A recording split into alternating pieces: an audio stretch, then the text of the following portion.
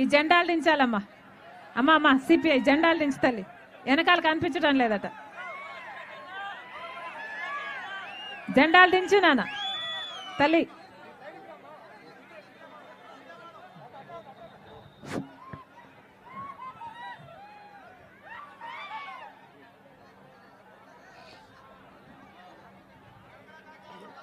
ఎట్లా ఉందన్నా?